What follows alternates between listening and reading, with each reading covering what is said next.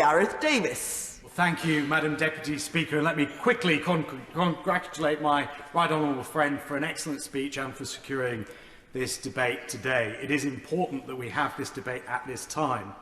But if we look around the world today, we live in extraordinarily dangerous times. The threat of terrorism at home and abroad, democracies being invaded. We have an increasingly emboldened China on the rise, and an ever-sophisticated cyber threat from highly trained state operatives.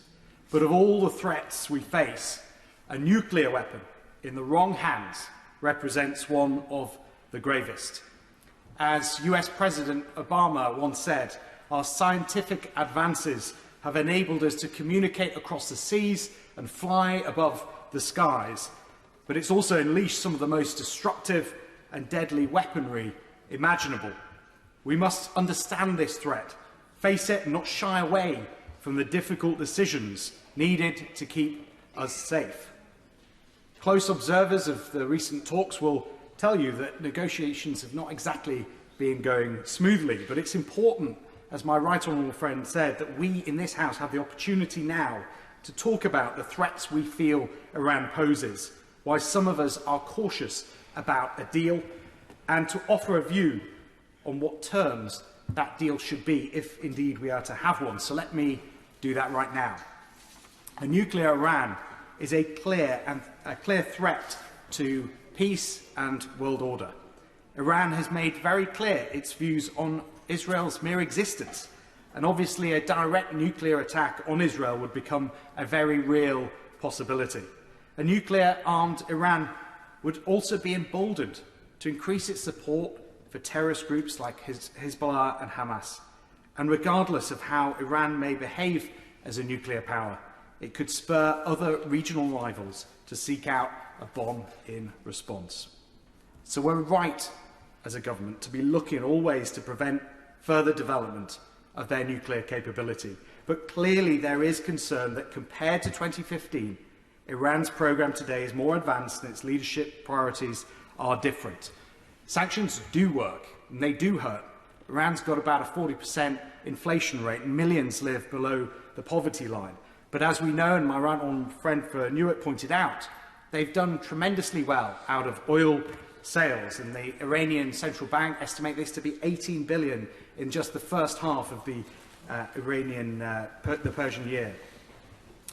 So their economic motivations are perhaps not as strong as they were previously, and this is why we should proceed very cautiously with new talks. For any agreement, Madam Deputy Speaker, you need trust. You need trust, and Iran's actions lately seem to demonstrate a lack of interest in building trust. They say that their nuclear ambitions and intentions are entirely for civilian purposes, as my right honourable friend for Clwyd West said in his excellent speech. And yet, why have they enriched to 60%? Why have they turned off 27 surveillance cameras? And why have they developed uranium metal, which has no civilian use, but has lots of use in developing nuclear weapons? All the while, as my honourable friend for Harrow East said, they've developed a significant ballistic missile programme, and they've had the gall to call for the Iranian Revolutionary Guard to be declassified as a terrorist organisation. These are not the actions of a state willing to engage in peace talks, or one that seeks to build trust with anyone. Of course, I understand the motivations to engage, and we should try everything we can to limit their ambitions. Put simply, we need greater restrictions if we are to have an agreement. We need a commitment to cease the production and installation of advanced centrifuges, the removal of enriched uranium, as well as non-nuclear commitments that the so-called comprehensive agreement did not cover, to end their ballistic missile programme and to cease the funding of terrorist organisations.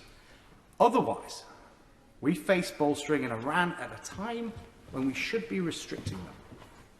So let it be said that I've put on record my views and my concerns. I genuinely wish the government and the ministerial team well in tackling this great issue.